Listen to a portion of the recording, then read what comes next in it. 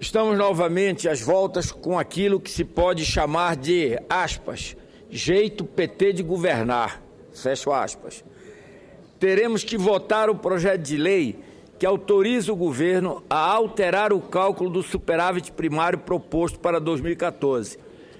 Tão bem explicado aqui pelo senador Agrippino no seu pronunciamento. O que é essa alteração no cálculo e o que é essa alteração no cálculo do superávit primário? É, como bem disse o ex-presidente Fernando Henrique Cardoso, aspas, um drible que não dá certo. Nem mesmo o Rei Pelé conseguiria driblar a meta fiscal. É um gol contra, não tem sentido, fecho aspas. Em outras palavras, a presidente Dilma Rousseff não cumpriu a lei. E como não pode burlar a lei e nem quer ser incursa no crime de responsabilidade, quer mudar a lei. Usando a metáfora futebolística, que tanto agrada ao ex-presidente Lula, é como perder um jogo e querer vencê-lo no tapetão, mudando-lhe a regra depois do apito final. Esse é o, aspas, jeito do PT de governar, fecho aspas, sempre distorcendo os fatos a priori e a posteriori. Engana, subtrai a verdade, distorce-a, ainda diz que vai fazer. Depois, quando não faz, diz que não disse ou que não sabia, ou busca ainda um jeito de torcer a realidade para que a sua incompetência ou hipocrisia não apareçam ou não o incriminem. Esse jeito PT de governar governou também a campanha da presidenta Dilma, que o digo os candidatos que a enfrentaram, senador Aécio Neves, o saudoso Eduardo Campos, Marina Silva, tiveram que suportar toda a sorte de leviandades, mentiras e distorções da realidade. A presidenta Dilma, Lula e seus companheiros, aspas, fizeram o diabo, fecho aspas, como ela havia previsto que fariam para ganhar as eleições. Depois de fechadas as urnas, a verdade boiou e tomou a luz do sol. Tudo ficou claro então. O PT fez tudo o que dizia que seus adversários fariam. Os juros foram aumentados pelo Banco Central, o Ministério da Fazenda quase foi entregue a um banqueiro e parece que termina nas mãos de um neoliberal. O desmatamento recorde veio à tona depois de ocultado pelo governo até o fechamento das urnas.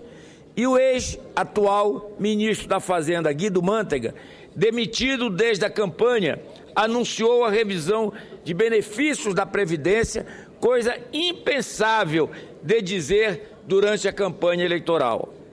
Mas o embuste já vem de muito antes das eleições. Há vários exemplos eloquentes disso, dois dos quais com graves consequências para o país. O primeiro, de menor importância, mas que revela bem o jeito PT de governar, foi a manipulação dos números referente à retirada de parcela da população da miséria.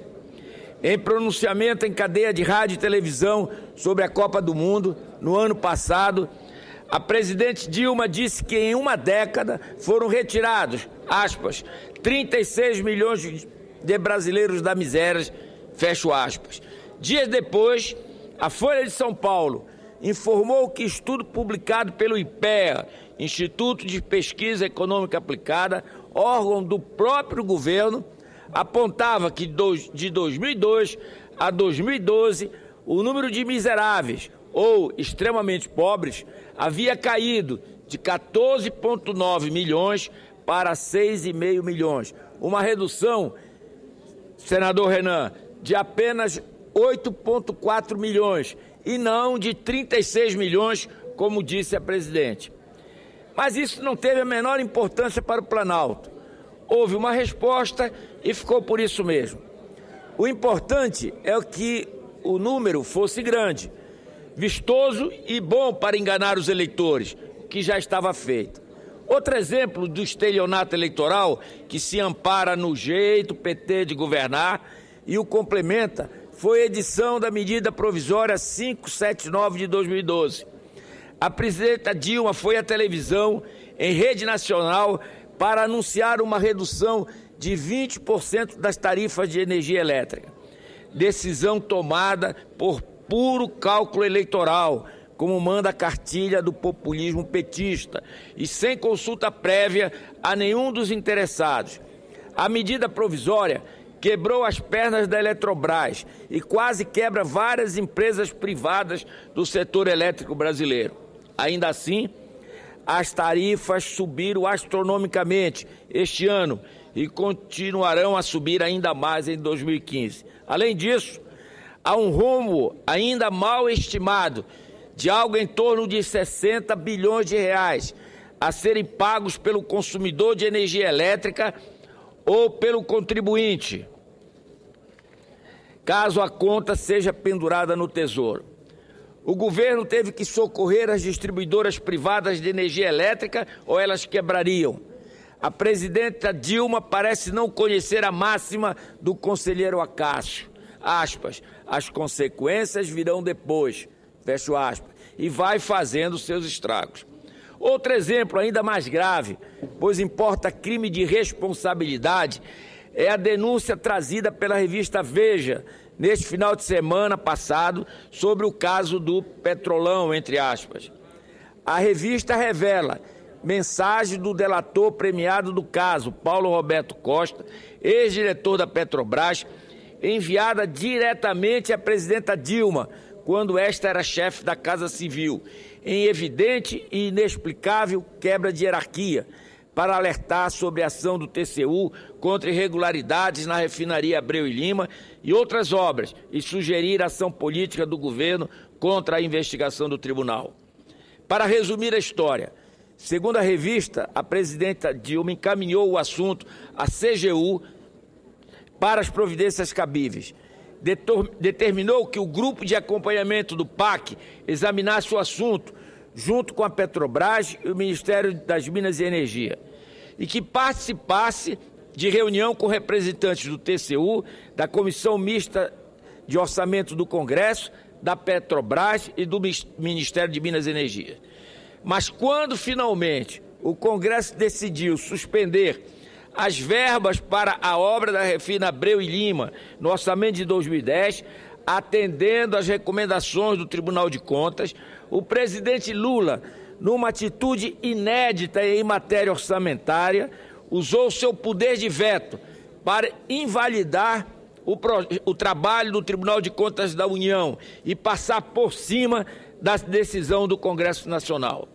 Nas razões do veto, o presidente Lula alegou que em reunião realizada com membros do Comitê de Avaliação das Informações sobre Obras e Serviços com indício de irregularidades graves da Comissão Mista de Planos, Orçamentos Públicos e Fiscalização do Congresso Nacional, com a participação de representantes do TCU, do Ministério de Minas e Energia, da Casa Civil, da Presidência da República e da Petrobras, houve consenso sobre a viabilidade da regularização das pendências identificadas pelo TCU e foi acordada a criação do grupo de trabalho para avaliar e sanar essas questões, garantindo-se que fossem adotadas as medidas necessárias para assegurar a regularidade das obras.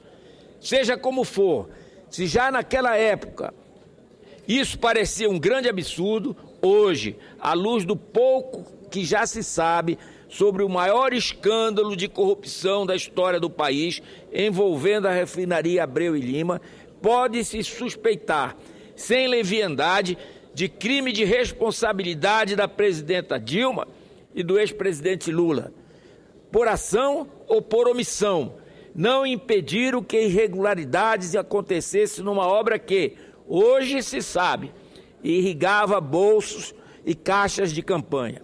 Só o que será devolvido por criminosos confessos e em regime de delação premiada já monta quase R$500 milhão. Infelizmente, ainda saberemos muito mais, para a desgraça dessa grande empresa que é a Petrobras.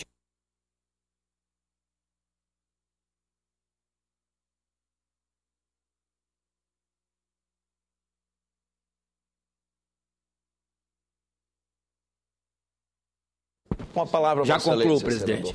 Focado num projeto político que tem como único objetivo a perpetuação no poder, trabalha silenciosamente nessa direção, de forma demagógica, populista e criminosa, como restou demonstrado no escândalo do Mensalão, sem medir as consequências para o futuro da nação.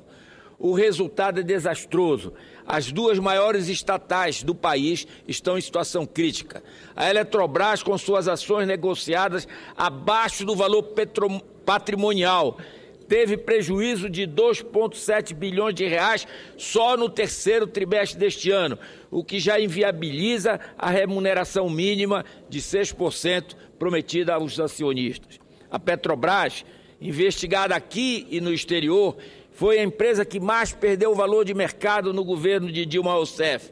Em 31 de dezembro de 2010, a companhia tinha valor de mercado de 380,2 bilhões de reais, caindo para 179,5 bilhões de reais no dia 24 de novembro de 2014, encolhimento de 200,6 bilhões de reais. Não consegue sequer apresentar um balanço auditado crível, que terá que rever balanços anteriores para corrigir os valores de propinas pagas no escândalo do Petrolão. O país, graças às pedaladas da Secretaria do Tesouro, vive grave crise fiscal. As contas não fecham, são maquiadas e rola-se o problema da gastança irresponsável para o futuro. A inflação açoita a população, especialmente os mais pobres, aqueles que o PT jura defender. Não é mais possível conviver com os desmandos e o trágico caminho que o PT pretende nos fazer trilhar. A hora é essa.